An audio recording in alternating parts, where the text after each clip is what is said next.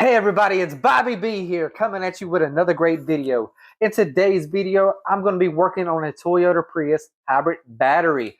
I'm going to go step by step on the details on how I check the voltage inside of the car while it's running. Now, while you're watching this video, please go ahead and hit that like and subscribe button. I would surely appreciate it. All right, with all that being said, let's get into it. Okay, to keep this video short, I am skipping the part of where you take all the trim pieces and stuff loose to get down to the hybrid battery. I'll leave a link in the description below to show you how to take all that loose and how to take the hybrid battery out. Alrighty, just want to go over some safety stuff before we jump into it. You will have to remove the safety plug on the left hand side there, so that way you can remove the metal bracket that's covering up the ECM and the wiring. Once you remove the metal bracket, you have to reinstall the safety plug so that way the voltage is there to run the test. This is very dangerous. If you're not a professional, you should not attempt any of this that you're seeing in this video today. That's the main hybrid battery voltage wires right there. It's very dangerous. You don't want to touch it, and you don't want your tool touching it to metal or grinding it out. It would do a lot of damage, and we don't want that. Use some electrical rubber gloves to prevent yourself from getting shocked. Right here is the hybrid battery ECM, the computer that controls the voltage coming and going, telling the hybrid system how to work. Now in this first test I'm showing you, make sure your meter leads are on the right hand side. In this test, we are just testing the actual voltage from the hybrid battery as it sits without the vehicle running.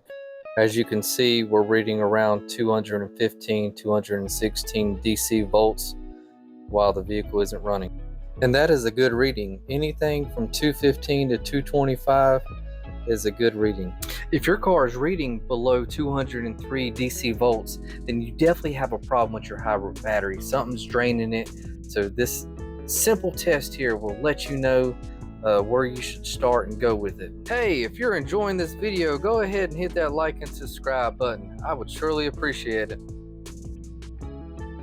Alright, on this next test, we need the vehicle to be running with the gas motor on. The easiest way to do this is turn the heat on or put it in maintenance mode. If you don't know how to put it in maintenance mode, I will leave a link in the descriptions. Okay, on this test, it's very important to have your voltage meter leads on this side while you're checking the voltage. Alright, now that the gas motor is running, you should see an increase in the voltage here. 215 to 230 DC volts is a really good reading. Now while you're reading the voltage right here, it will go up on you as the car runs a little bit longer. That's normal. While it's running, also check your display screen up front. Make sure that looks correctly.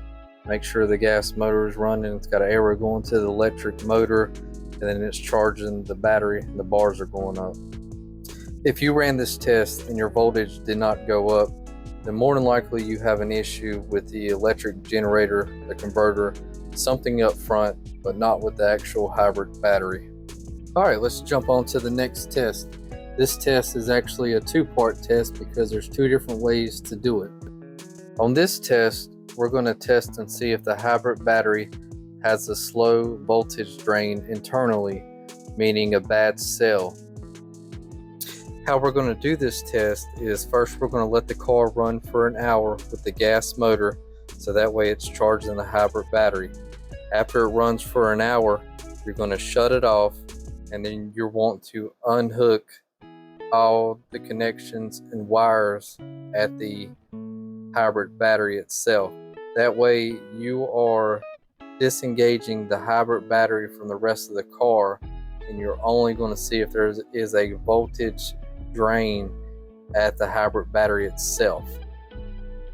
After 12 hours, if you did see a voltage drop, then you know that your hybrid battery internally is bad, more than likely a cell, and it needs to be fixed.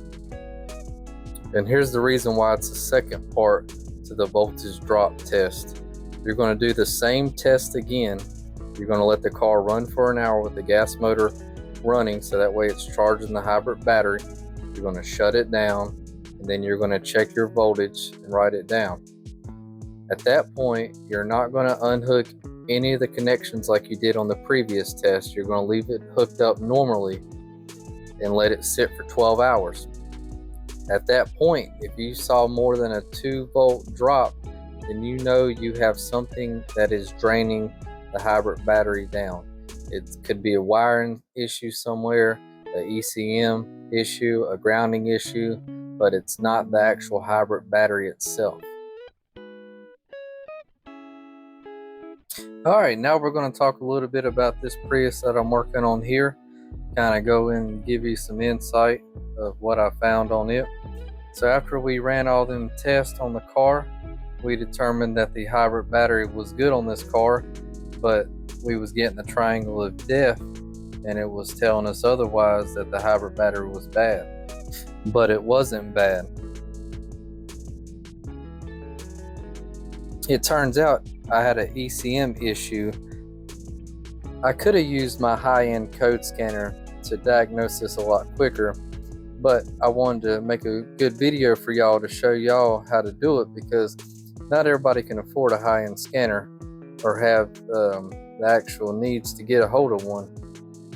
So I want to go and talk a little bit more about the ECM issue that we had. What had happened was the harness going to the ECM had overheated, and it fried a little spot there. You can't really see it in the video, but the wires that had got fried on it, they go to the bus bars on the back of the hybrid battery. And 2 of those wires that was burnt was the actual wires that read the voltage off the hybrid battery. And that is why the vehicle gave us the triangle of death, because it wasn't able to actually read the right voltage because of the plug being burned up and the bad bus bars and the wires going to it.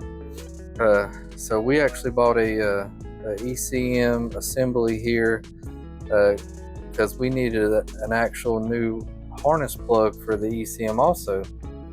So we gone ahead and replaced the bus bars while we had it out too. As you can see, they're really decayed. These are the copper version here. So them being decayed really gave it a problem, making them overheat a little bit. So go ahead and show you what the new ones look like here in a sec. All that being said, this was the issue with our particular car we was working on. Now yours might be a totally different problem, but say we would have just replaced the actual hybrid battery and not did all those tests. Yeah, it would have probably fixed the problem, but it turned out just being, $100 ECM. So it wasn't that bad, compared to spending a couple thousand on a hybrid battery. Here's the bus bars. Wow, you're still watching? I must have done something right on this video. Well, if you haven't already, go ahead and hit that like and subscribe button. I'd surely appreciate it. Well, that wraps it all up on this one. Bobby B out till next time.